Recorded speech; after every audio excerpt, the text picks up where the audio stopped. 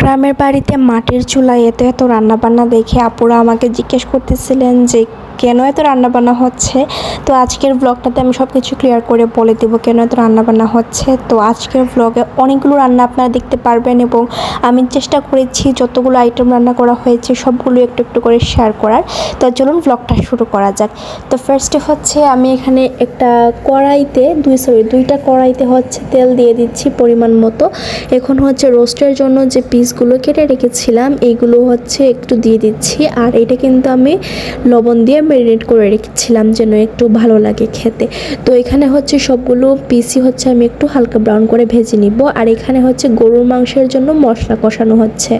তো এই দিকটাতে হচ্ছে আমি খুব সুন্দরভাবে রোস্টের পিসগুলোকে ভেজে নিচ্ছি। আর এদিকে এই যে গরু মাংসের জন্য খুব সুন্দরভাবে একটা মশলা কষানো হয়ে গিয়েছে। গরু মাংসের মশলাটা নানু রান্না করেছে, তাই এটা দেখতেও অনেক বেশি সুন্দর লাগতেছিল। আর কালারটা তো মাশাআল্লাহ অনেক সুন্দর এসেছে। আর এই যে দেখতে পাচ্ছেন এখানে গরু মাংস, এখানে হচ্ছে সবগুলোই দিয়ে দিবে। এখন এগুলো জাস্ট নেড়ে একদম সবগুলো কষাবে আর কি। এখন হচ্ছে সবগুলো কষানোর উপর, যত ভালোভাবে কষানো হবে তত ভালো লাগবে খেতে। তো এই যে দেখতে পাচ্ছেন এখানে পেঁয়াজ দিয়ে দিচ্ছে, সব কাটা পেঁয়াজ আর কি।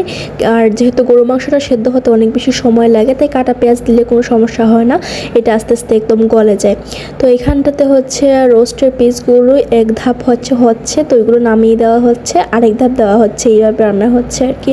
তো এই যে দেখতে পাচ্ছেন গরু মাংস, এখানে আবারও আরেক ধাপে পেঁয়াজটা দিয়ে দেওয়া হলো।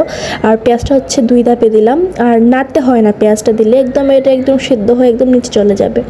তো এদিকে হচ্ছে সবজির আইটেমের জন্য হচ্ছে খুব সুন্দরভাবে সবজিগুলো কেটে নিলাম। তো এই যে দেখতে পাচ্ছেন এখানে বরবটি কাটা হচ্ছে, তারপর এখানে আলু আছে, তারপর টমেটো আছে, তারপর পেঁপে, আর অনেকগুলো সবজি ছিল। তো আর এখানে হচ্ছে কই মাছটাকে হচ্ছে ভাজি করা হবে। তো কই মাছ ভাজির জন্য হচ্ছে এখানে আমি ম্যারিনেট করে রেখে দিচ্ছি।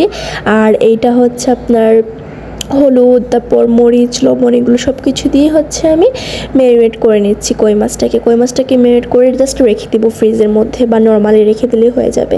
আর এটা হচ্ছে রুই মাছটা আমি খুব সুন্দরভাবে মশলা দিয়ে ম্যারিনেট করে রেখে দিব। খুব বেসিক মশলা, নাথিং স্পেশাল।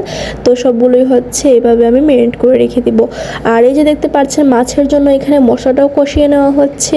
আর এখন এই মাছগুলো দিয়ে দিবে, এটা হচ্ছে রুই মাছের জন্য আর কি মশলাটা বানানো হয়েছে। মাছ হচ্ছে দুইটা রাখা হয়েছিল, একটা ছিল কই মাছ আর একটা রুই মাছ। তো এখন এইগুলোকে খুব সুন্দরভাবে হচ্ছে মশলাটার সাথে মিক্সড করে নিতে হবে।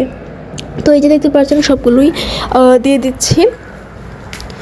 আর এই দিকটাতে হচ্ছে রোস্টের জন্য হচ্ছে মশলা কষানো হচ্ছে। আর রোস্টের মশলাটা হচ্ছে অনেক স্পেশালভাবে কষানো হয়েছে। এটার রেসিপি তো আমি ফুলটা আপনার সাথে শেয়ার করেছি, তাই এখানে আর ডিটেলস আমি শেয়ার করছি না। তো দেখতে পাচ্ছেন মাটির চুলায় তিনটা চুলায় হচ্ছে সমানভাবে রান্নাবান্না হচ্ছে। তো এগুলো হচ্ছে দেখেও ভালো লাগে। তো এখন হচ্ছে রোস্টের মধ্যে হচ্ছে বাদাম বাটাটা দিয়ে দিব। আসলে বাদাম বাটাটা দিলে রোস্টের ফুল টেস্টটাই চেঞ্জ হয়ে যায়।